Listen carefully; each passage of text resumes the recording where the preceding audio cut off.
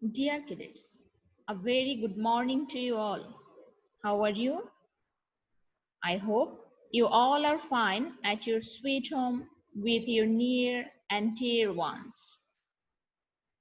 Dear all, are you cautious about the fact that the whole world is suffering from corona pandemic? Our country has locked down itself for a few months. So, are you conscious that you need to keep yourself safe? I think you are. Cadets, today we'll start our lesson with transformation of sentence.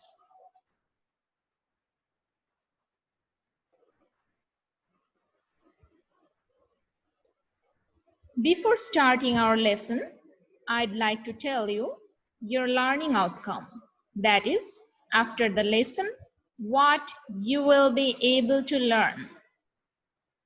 At first, you will be able to grasp some new vocabularies. Then, you'll know the definition of simple, complex, and compound sentence. And finally, you'll be able to understand the proper ways of transforming sentence. Dear cadets, first of all, we need to know what transformation of sentence is. The definition is the way of changing sentence from one form to another without changing its meaning is called transformation of sentence. Dear all, you need to keep it in your mind that while transforming a sentence, you cannot change its meaning.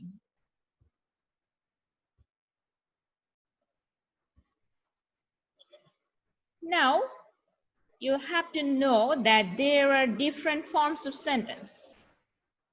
With this, we'll be able to learn from which sentence we will transform it into another one. So, there are three types of sentence according to their formation, and they are simple sentence, complex sentence, and compound sentence.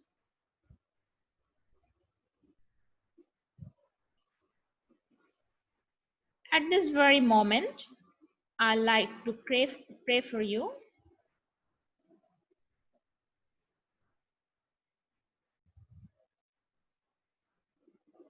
At this moment, I'd like to clarify the definitions of three types of sentence. At first, simple sentence. The sentence in which there is only one clause, that is, principal clause, is called simple sentence. Dear all, you all know what clause is. Yes, a group of words, in order to be a clause, they need to have a finite verb and a subject. And the principal clause is that clause which is complete in itself. That is, which does not require anything else to make it a finished product. Now, let's see the example of simple sentence. At first, he studies hard. See, dear cadets, here you can see one finite verb, that is studies. Now you can raise a question that why studies is a finite verb? Yes, the definition of finite verb is it can be changed into different forms of tense. And if this verb can be done so, then that very verb is called finite verb. So here you can change the tense of this verb into past form and future form. Like, he studied hard and he will study hard. So we can see that present, past, and future, all the forms of tense can be made with the sentence, and this very verb helps to make it. So this verb is called finite verb, and there is only one principal clause. We can see it. Again, by studying hard, he will secure a good position in the exam. Dear all, see, there is also one principal clause. How? Because there is only one finite verb in this very sentence, and that is secure. Other than this, there is a gerund, that is studying. And this is not a verb, this is not a finite verb, because the studying cannot be turned into past form or future form. So it is not a finite verb. Here only secure is a finite verb because you can turn it into both past and future form, and at the same time present form also. So you can say, by studying hard, he secures a good position in the exam, which is in the present form, and by studying hard, he secured a good position in the exam, which is in the past form. So there is also one principal clause which indicates that this very sentence is a simple sentence. Next, complex sentence. The sentence in which there are one principal clause and one subordinate clause is called complex sentence. Dear cadets, principal clause I have already clarified, and I hope you have been clear. But what is subordinate clause? Okay, subordinate clause is that clause which is not complete in itself and which requires something else in order to fulfill its meaning. And this subordinate clause can also be termed as a dependent clause. Here, let's see the example of complex sentence. If you study well, you will pass. Here, the principal clause is you will pass, and the subordinate clause is if you study well. Okay, dear cadets, how will you distinguish that which one is subordinate clause and which one is principal clause? Yes, principal clause you have learned, and subordinate clause is very simple. If you just add a few subordinating conjunctions with the principal clause, that very clause becomes a subordinate clause.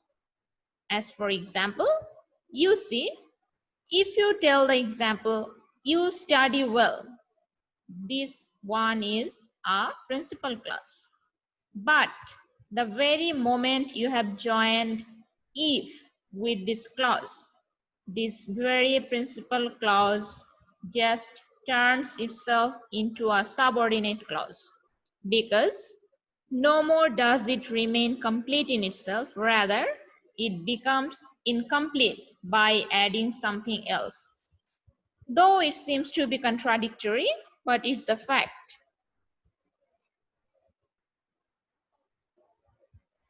Dear all, let's be clear about complex sentence and subordinate clause with the following lines. Let's see. Complex sentences have some particular connectors which connect the two clauses.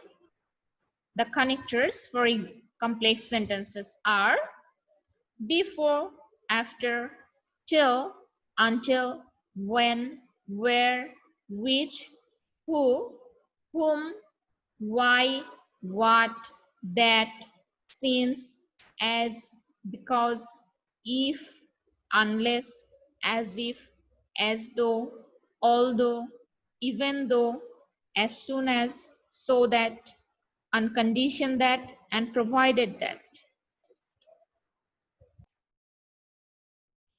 Dear all, now compound sentence. What is compound sentence? Yes, it is characterized by at least two independent clauses which can be used as separate sentences and are connected with a coordinating conjunction. For example, study hard and you will pass the exam. If you divide this sentence into two parts, you will find study hard, you will pass the exam. Here, both the parts are principal clauses or independent clauses. Here, study hard is an imperative sentence. You will pass the exam is an assertive sentence. So, you find that study is a finite verb. At the same time, pass is a finite verb. And both are complete in itself. So, here this study hard is one principal clause. You will pass the exam is another principal clause. And both have made a compound sentence. Dear all, now let's see the following coordinating conjunctions that are used in compound sentence. Okay, they are and, or, nor, but, then, etc. Now, let's switch to our main point, that is transformation of sentence. Okay, dear cadets, now we'll be learning how to transform a simple sentence into complex sentence. Okay, rule number 1. Let's see. If there is an extra phrase in the simple sentence, expand that phrase to make a clause. Then choose a suitable connector to connect the clauses. As for example, if the simple sentence is, seeing the teacher, the student stopped making noise. Here, the principal clause is, the student stopped making noise. And the extra phrase is, seeing the teacher. So, the two clauses we can get from this sentence are, the student saw the teacher, which has been expanded from the extra phrase, seeing the teacher. And another clause which is already given in the sentence, that is, the student stopped making noise. So, the complex sentence could be, as the students saw the teacher, they stopped making noise. Since the students saw the teacher, they stopped making noise. Or the students stopped making noise when they saw the teacher. Or the students stopped making noises when they saw the teacher. So all are correct here. As you have already seen that there are both subordinate clause and principal clause in all the sentences. Dear all, now let's see another example. Simple sentence. Alim could not go to school due to his mother's illness. Here you see the principal clause, that is, Alim could not go to school, and the extra phrase is due to his mother's illness. So let's see how we can form complex sentence. Alim could not go to school because his mother was ill. Or Alim could not go to school since his mother was ill. Here you see the principal clause has remained constant, that is, Alim could not go to school. But we have been able to make different types of subordinate clause, and they are because his mother was ill or since his mother was ill. Rule number 2. If there is no extra phrase in the simple sentence, you have to find a word which you can expand into a clause. Okay? And the word can be an adjective or a noun or adverb, anything.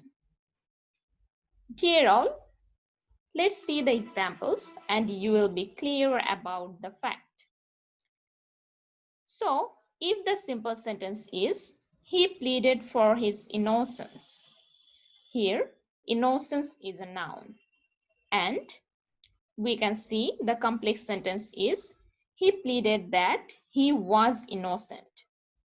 Dear all, you need to keep it in your mind that you must keep the tense constant while transforming sentence. You see, pleaded is a past form of plead. That means the sentence was in the past form.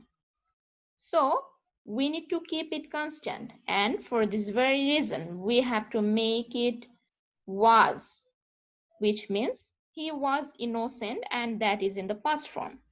So the complex sentence has been he pleaded that he was innocent, not he is innocent.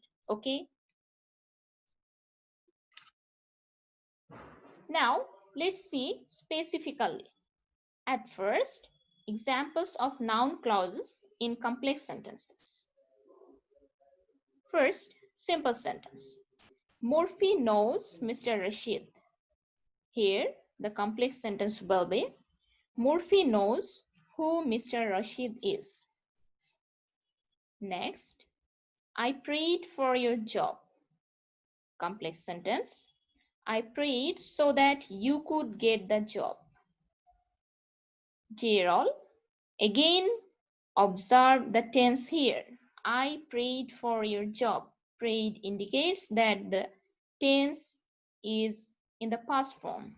So we have to use here could instead of can, because could indicates past form, and we have said I prayed so that you could get the job.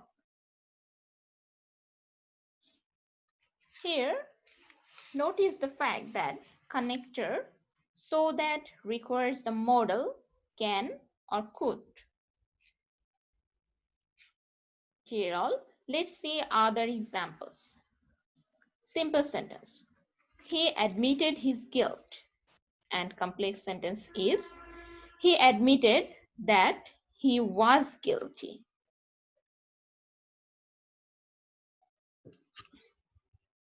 Now, let's see. For words that are used as adjectives, you have to make an adjective clause. Okay. So, if the simple sentence is, he was an outstanding actor, the complex sentence will be, he was an actor who was outstanding. Again, I lost the most beautiful pen yesterday. The complex sentence will be, I lost the pen which was most beautiful. And you must put here the term which indicates adverb. Can you tell what it is? Yes, it is yesterday. And you have to tell, I lost the pen yesterday which was most beautiful. Okay. You see another thing. The is missing in the complex sentence.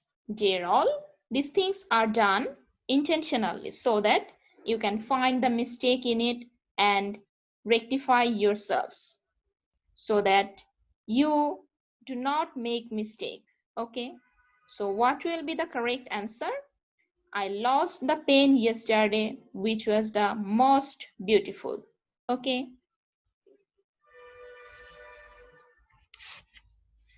Then, simple sentence. He was a remarkable man. Complex sentence. He was a man who was remarkable. Next, I want an extensive encyclopedia. The complex sentence will be, I want an encyclopedia which is extensive. Dear all, see, here want indicates that the tense is in the present form. So, in complex sentence, you have to use is for indicating it as present tense. And for this very reason, we have said, I want an encyclopedia which is extensive. Now, these are the examples for words that are adverbs. You have to make an adverbial clause or adverb clause. First, simple sentence. He is too weak to carry this heavy bag. Dear all, you all already know one sentence from your very childhood, that is, he is too weak to walk. And that very sentence is a simple one. Now, let's see. He is too weak to carry this heavy bag. What will be the complex sentence here? Yes, that will be, he is so weak that he cannot carry that heavy bag. Now, if the simple sentence is, he is working relentlessly to finish the work, the complex sentence will be, he is relentlessly working so that he can finish the work, or he is working relentlessly so that he can finish the work. Now, if the simple sentence is, he was born in the year of Liberation War, the complex sentence will be, he was born when it was the year of Liberation War. Now, rule number 3. Dear all, if you see because of in a simple sentence, in complex sentence, you will have to follow this rule. That is, the structure can be like this. Clause plus because or as or since plus clause. Okay, dear all, the first clause is a principal clause and this last clause is a subordinate clause. So, if the simple sentence is, I could not do it because of my illness, the complex sentence will be, I could not do it because I was ill, or I could not do it as I was ill, or I could not do it since I was ill. Rule number 4. If you see at the time of in a simple sentence, which means indication of time, you'll have to follow the structure in complex sentence, and that is when plus clause plus clause. That means when plus subordinate clause, that is here when plus clause makes it a subordinate one, and then the last clause is a principal clause. Or another structure can be clause, that is principal clause plus when plus clause, and the last when plus clause make it a subordinate clause. So let's see the example so that the thing will be clear. Okay, if the simple sentence is, at the time of my birth, my father was abroad, the complex sentence will be, when I was born, my father was abroad.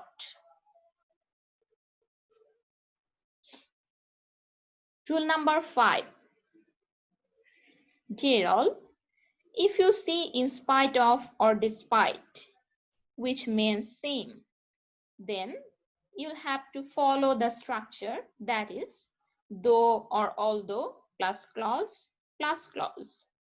Yes, dear cadets, the last clause is the principal clause and the first clause with though or although is a subordinate clause. Here the example can be the simple sentence. In spite of being a good student, he could not do well on the exam.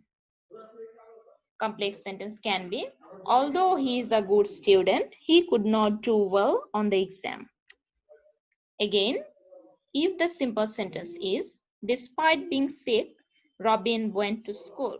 Complex sentence will be, though Robin was sick, he went to school.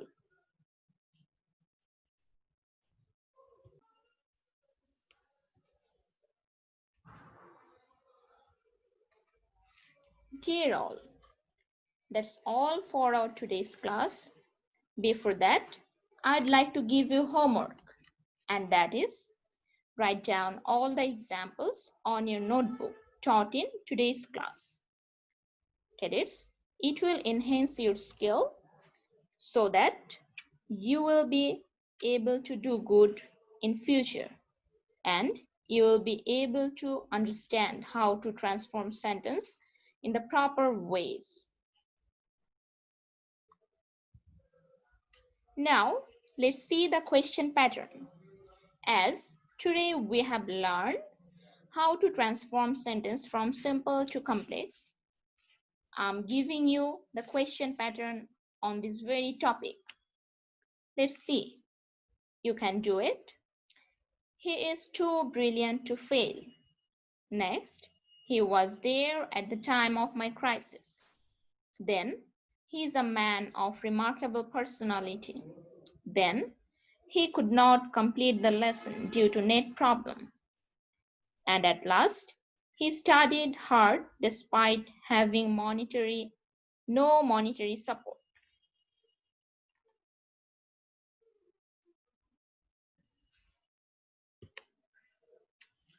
Dear cadets, that's all for our today's class.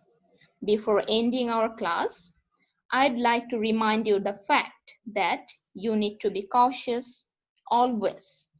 Each and every moment, make your parents and siblings cautious that you should not go out during this pandemic season.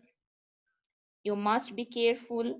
If you have dire need, you must use gloves and mask, and wash your hands frequently with hand sanitizer so that no germs stay on your hand. Dear all, stay safe, stay fine, stay home. Wish you all the very best. I hope we will meet very soon once the world will be okay. So far, stay well. Thank you all. Allah Hafiz.